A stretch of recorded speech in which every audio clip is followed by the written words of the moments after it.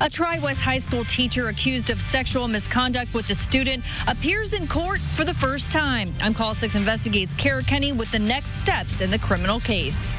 My daughter was shot 6 times. Why? Why? It's not worth it. A mother fighting for justice after her daughter was killed on the Northwest Side. The call to action she wants everyone to hear. And then more big development plans for the town of Speedway. What's in the works for one of the main entrances to West Side's town? This is RTV6 News at 5, working for you. Now at 5, a winter weather advisory. The salt trucks are rolling across the city and the state. On alert tonight for rain, ice, and snow, and it all depends on the temperature where you live. Storm Team 6 meteorologist Kevin Gregory and Kyle Mounts are tracking what's ahead on this Storm Team 6 alert day. We begin with Chief Meteorologist Kevin Gregory. And as Mark mentioned, all weather is local, and that will play a big role here in the next 12 hours, and we'll break it down for you by location. Temperatures have dropped to freezing in some spots already. The rest of us will wait on those temperatures to slowly fall. That will lead to changing road conditions as we continue then with a wintry mix. Temperature just dropped to 32 in Indianapolis, and you can see that cold northeast wind, and we have rain. In some cases, obviously freezing rain, but the ground temperature is working a bit in our favor. Remember, it's got to freeze on contact with something that's below freezing, and so it'll take a little bit for those road conditions to change. Just about all of the RTV6 viewing area in the advisory. Right now, state divided. As you go to the north, you find the snow. This may limit visibility in some spots. To the south, we've got rain. It's right in between that we've got the wintry mix. Below freezing, at or below freezing. To the north, that's why you've got all snow. Temperature still above the freezing mark just to the south. What's ahead here over the next several hours? Kyle will look forward. And Kevin, as we look at TrueCast, has got a pretty good handle on the situation right now. And this line of pink, that freezing rain and sleet line, it's only about 15-20 miles wide. So it is very important, along with that temperature, exactly where we see that wintry mix and where it's just plain old rain. As we go to 7 o'clock this evening, we're still basically right along I-70 dealing with that wintry mix. You notice it's more snow as we get toward Anderson, Kokomo, Lafayette, and Logansport, and then a chilly rain into Bloomington and the Greensburg, Columbus areas. That's why you are not included in that winter weather advisory. As we go to 10 o'clock tonight, may see the precipitation shutting down over the south portion of the state before it kind of fills back in here during the overnight, and then tomorrow morning still a little bit left over. Some ice conditions certainly could be an issue here with some slick spots. Not expecting a lot of ice, but we know it doesn't take very much. We're talking about generally under 1/10 of an inch there, and then where it's more snow around Crawfordsville, Tipton, areas to the northwest could see an inch or two of snow. This isn't the only chance for some wintry precipitation in the 7-day forecast. Kevin's back with more on that in a few minutes. We'll see you soon. Thank you, Kyle. Now at 5, President Trump acquitted on both articles of impeachment. For only the 3rd time in our nation's history, senators voted whether to remove the president from office. He will remain in office. Today's outcome in the impeachment trial was not unexpected, but what did come as a surprise today was that Republican Senator Mitt Romney from Utah broke ranks with his party and voted guilty on the charge of abuse of power. He voted with his party not guilty on the charge of obstruction of Congress. The vote was 48 guilty, 52 not guilty on the charge of abuse of power, and 47 guilty, 53 not guilty on obstruction of Congress. Indiana Senators Todd Young and Mike Braun, both Republicans, voted not guilty each time. World News Tonight with David Muir will have complete coverage and analysis of today's votes coming up at 6:30. And President Trump's re-election bid continues to move forward. Today, Second Lady Karen Pence returned to the Hoosier State to file the necessary paperwork to get President Trump's name on the Indiana ballot. She delivered the necessary documents to the Secretary of State's office. Mrs. Pence then spoke to reporters, echoing some of the same themes the president touted in last night's State of the Union address, including jobs and economic growth. It has been 3 years of promises made and promises kept. And we are just getting started. You know, this election is one of the most crucial elections of our lifetime. We need 4 more years of President Donald Trump in the White House. Candidates already on Indiana's primary ballot for president are Republican Bill Weld, former governor of Massachusetts, and Democrats Joe Biden, Amy Klobuchar, Bernie Sanders, and Tom Steyer. The deadline to file is noon Friday. A Tri-West high school teacher and football coach accused of sexual misconduct with a student appeared in court this afternoon for the first time. Call 6 Investigates Kara Kenny has been tracking this case from the start and joins us now with today's developments. Prosecutors have charged Tyler Bruce with 3 felonies, 2 counts of child seduction and 1 count of obstruction of justice. Today, Bruce made his appearance here in Hendricks County Court for the first time. Tyler Bruce walked into the Hendricks County Courthouse Wednesday with his attorney by his side. He's currently on unpaid suspension with the Northwest Hendricks School Corporation. Mr. Bruce, can you say anything about the charges? Bruce had nothing to say to RTV6. Court documents say he solicited illicit Snapchat photos from a 17-year-old student and touched her under her clothing on several occasions.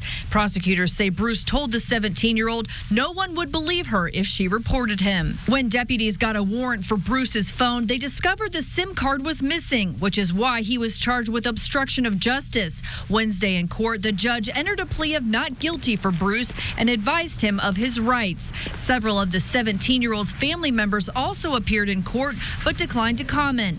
As Call 6 Investigates has reported, the school corporation is now the focus of a federal Title IX investigation by the Office for Civil Rights. They're looking at how the school district handles sexual misconduct allegations. Bruce will be back here in court on March 11th. I'm Call 6 Investigates Kara Kenny. And Bruce's trial is scheduled for April 22nd. The district is taking steps to fire Bruce. The former Tri-West principal is also charged with failure to report in the Bruce matter. Tonight, RTV6 is working for you with a call to action. A grieving mother is pleading for help in getting justice for her daughter. The 26-year-old was shot and killed outside of her Northwest Side home just days after Christmas. The victim's 3-year-old son was also shot, but he survived. RTV6's Nicole Griffin is talking with her mother tonight. She can never come back. Her kids can never have a mother. I lost my daughter. I lost a part of me. I birthed her.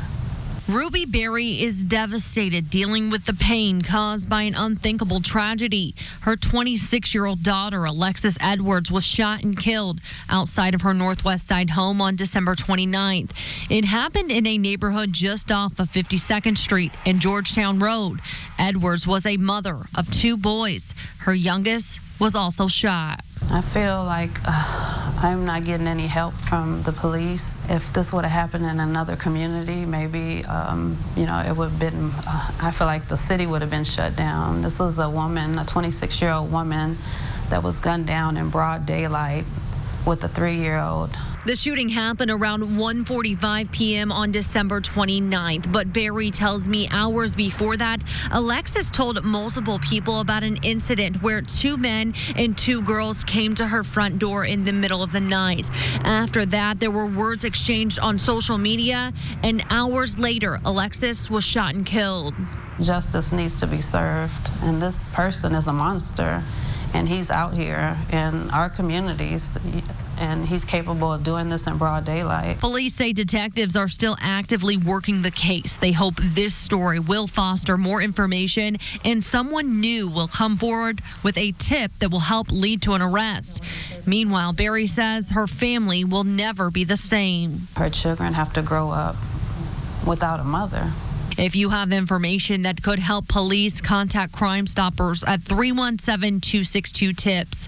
Working for you on the Northwest Side, Nicole Griffin, RTV6. Well, the family has started a GoFundMe page called Justice for Alexis. It's an effort to raise money for a reward to help get information about this case. So far, they have raised more than $500. A new airline and new nonstop service is coming to Indianapolis International Airport. Smyrna, Tennessee-based Contour Airlines announced today that it will launch an aircraft base at our airport and begin 3 new nonstop routes starting June 10th. Hoosiers will be able to fly directly to Nashville, St. Louis, and Pittsburgh. Contour is a regional airline that currently serves 18 cities across the U.S. What we look for when we add a new market is a lack of nonstop service, strategically positioned between major hubs that make it difficult for folks to fly even with a connection. And so what our service offers people is time. We give them time back. We pull people out of cars, no more 5-hour drives, no more connections at a major hub where you run the risk of missed connections. Contour operates ERJ 135 and 145 aircrafts with just 30 seats. The airline plans to create up to 55 new jobs in central Indiana by the end of 2023. Plans are moving forward on a big new development in the town of Speedway, including a hotel and conference center. It's called the Founders Square Development, a 25-acre area off of I-465 at the northwest corner of Crawfordsville Road and High School Road. The hotel will be a Hampton Inn with a 9,000 square foot conference center. A crew car wash could also go up in that area. A town spokesperson also said they're in final negotiations to land a national grocer. There is currently a gas station in that area. It will be removed. Infrastructure and utility improvements started on the site last week and are expected to be completed by the end of May. The hotel and car wash are expected to then break ground. Still ahead at 5:30 on RTV6, renter's nightmare. One family shares their story of the struggle to keep a roof over their heads. Chances are you won't be winning an Academy Award this weekend, but you could win some money if you can predict the winners. We'll look at Indiana's first foray into legal betting on the Oscars. And let's go to predicting weather. I think the biggest changes here over the next few hours will occur from Indy north. That's where we've got all snow, then that wintry mix, which will include some freezing rain. A discussion for all coming up. Easy Boy Furniture Galleries. Live life comfortably. Tomorrow, family, friends, and members of the racing community will gather in Indianapolis for the funeral of veteran driver John Andretti. John died Thursday after a 3-year battle with colon cancer. He was 56. The funeral mass will be tomorrow at St. Peter and Paul Cathedral downtown at 1 p.m. Visitation will begin at 10 a.m. and continue until the time of the funeral. We've officially reached the halfway point of the 2020 legislative session. No new bills can be introduced, and anything that has not passed its first chamber yet will not be considered for the rest of the session. Here's our scorecard of some bills that won't become law and some that still have a chance. First, a couple that are still alive with 5 weeks left in the session. Teachers who want to carry guns in the classroom would have to undergo 40 hours of training under a Senate proposal that passed this week. Under Indiana law, teachers can already carry in schools as long as the district allows it, and it will be harder for coal plants in the state to close under a House proposal. The bill is opposed by consumer and environmental groups who say it's a bailout for the coal industry in the state. And 2 more bills that won't be considered after the week's deadlines. First, a bill that would require the Marion County prosecutor charge people for marijuana possession or make other county prosecutors do it. Last year, prosecutor Ryan Mears started a new policy where he won't prosecute for less than an ounce of marijuana. And a proposal that gives more comforts to pregnant workers is technically still alive, but it was drastically changed this week. Instead of making employers give reasonable accommodations, such as more seating or schedule changes, the bill now calls for a committee to study the issue this summer.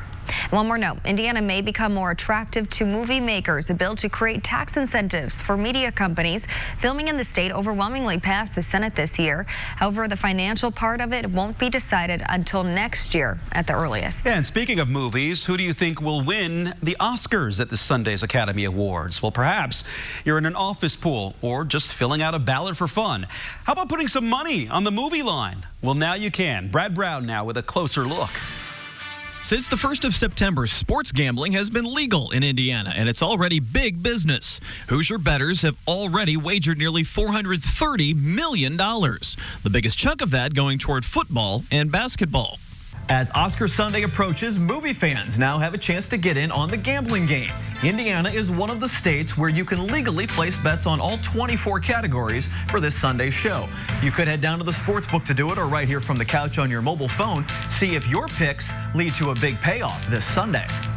There are some huge favorites in some of the biggest categories. Joaquin Phoenix and Renee Zellweger in the Best Actor and Actress race. Both won at the Golden Globes, but there is some money to be made if someone else would win. Leonardo DiCaprio, a $10 bet would pay a $400 profit. It's the same story in the supporting acting categories. Brad Pitt and Laura Dern are heavy favorites on the betting line. Pretty much any other winner would add up to a nice payout. It gets awfully deep into the weeds after that. If you'd like to put some money on visual effects, sound editing, makeup, and hair, yeah, they'll take your money for all of that. And don't forget the popular parlay bets. You pair up multiple winners for a chance at a bigger payoff. As a reminder, always wager responsibly, and remember, your safest bet is to simply sit this one out. You'll have more money for snacks next time you go to the theater. The closest race looks to be for Best Picture. 1917 is a slight favorite on most lines to win Sunday's biggest award. New Jersey is the only other state taking legal wagers on the Oscars. Bettors there played more than $1 million on last year's show. RTV6 is your home for Oscar Sunday. It all starts at 1 o'clock with Oscars Countdown as early festivities get underway. The Oscars red carpet show starts at 6:30. The arrival of all the big stars, presenters, and nominees.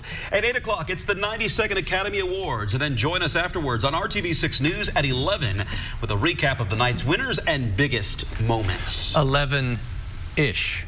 Right. Yeah. We'll be here hopefully regardless. Closer to 11, right? And you never know. It could end dramatically. That was still an all-time event when they accidentally announced the wrong winner. Okay, this is an interesting view, isn't it? As you look from the Indianapolis Motor Speedway to downtown, kind of shrouded in the clouds, the rain, in some cases sleet, all across central Indiana. It's more like a recipe that we're going to talk about here.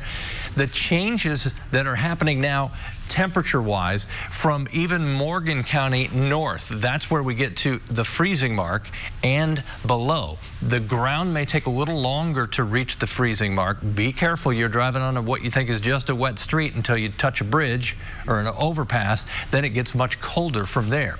As you go to the south, temperatures still above the freezing mark. They too will continue to drop here over the next few hours, and I think we'll see slick road conditions develop first north of Interstate 70. As far as accumulating snowfall, once you go to the north, the potential for 1 to 3 inches overall from Interstate 70 south, less than an inch of snow expected, but we do mix in with that some sleet and light freezing rain. RTV6 app, you can always follow us there, even if it's a sunny day, but on a day like this, becomes more important. Storm Shield app is for more than thunderstorms. It will help you in this situation too, put you in control of the radar so you can see what's going on. We'll go to the north first. That's probably the easier area to forecast because it should be in the form of snow and stay that way. I know you had some sleet in Frankfort earlier, but this a little heavier band of snow which will come into western Howard County. Then also between Tipton and Marion, nice little burst of snow. We've got our transition in the pink where temperatures are at the freezing mark. We'll wait on the ground then to support some freezing rain, but you may have some sleet in there as well, and that goes all the way across the state on Interstate 70. I just show you visibility. It's been down to ½ a mile in snow in Lafayette, 3/4 of a mile in Peru, showing you the intensity of the snowfall. Between 7 and 11, snow continues to the north, the lighter wintry mix in central and southern portions of the state, and I think the effects will be there in the morning. We're not going to aggravate things too much in the morning, but with temperatures at or below freezing for everyone starting the morning hours tomorrow. Definitely want to get up earlier than average. Take a look at the Good Morning Indiana. They're on at 4:30 and see if there are any delays to deal with. Temperatures will struggle just to get to freezing tomorrow. Probably not make it there through the day. Not much happens, but into Friday morning, we may see another area of some light snow overnight into Friday morning. Saturday, can't rule out a little light snow once again, 35 degrees. Then we're 40 degrees or warmer as we go Sunday into the middle of next week. Temperature peaks at 47 Wednesday. So I'm going to walk out back. You know, still one of the best things to do in forecasting is double check what's happening outside. Yeah, we need a window in the studio. I'll go see if I get wet or we get some sleet bouncing off. And we'll check back in. Thanks, Kevin. A big day in Kansas City to celebrate the Chiefs' Super Bowl win, but there were some tense and wild moments before the parade even began. Why police had to chase down a driver.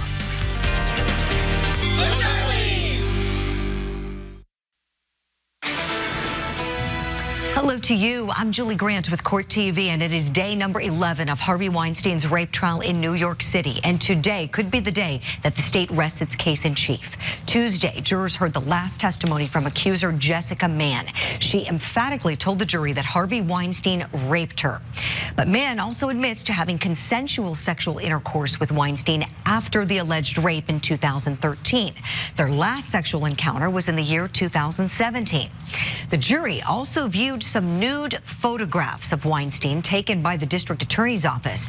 According to his publicist, Judah Engelmeyer, Weinstein was ordered by the court to take those pictures as part of the case. Today, the prosecution is expected to call its third and final Molyneux witness to try to establish a pattern of sexually assaultive behavior by Weinstein. Weinstein is charged with 5 felony sex crimes, and if he is convicted of predatory sexual assault, he could spend the rest of his life in prison. As always, you can count on Court TV for gavel-to-gavel coverage of America's most compelling criminal trials. I'm Julie Grant. Now back to you in the studio. Julie, thank you. You can learn more about other cases around the nation right now at courttv.com.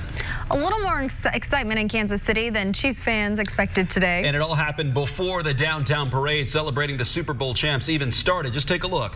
Thousands of fans had already staked out their place along the route when police say an impaired driver taking a joyride along the route was put into a forced spin by officers. Look at that. Officers arrested the driver and another person at gunpoint. Fortunately, no one was hurt. This happened about 3 hours before the parade began. Now just take a look at this sea of red. Thousands of Chiefs fans turned out for the parade through downtown KC, many camping out overnight to reserve a choice spot along the route, and they were not disappointed. Some of the players walked the route instead of riding the open air bus and signed autographs. Of course, the Lombardi Trophy was in full view. The team and the fans had a lot to celebrate. This is Kansas City's first Super Bowl win in 50 years. Big party there. All new at 6 p.m. here on RTV6, a mother fighting for her son, saying he and other LGBTQ teens did not have enough resources to help them, what she's asking for, and how a local community is now responding. But first on the Now Indy, another big concert announcement coming your way. It's going to be a busy summer in central Indiana when tickets go on sale. You're watching RTV6.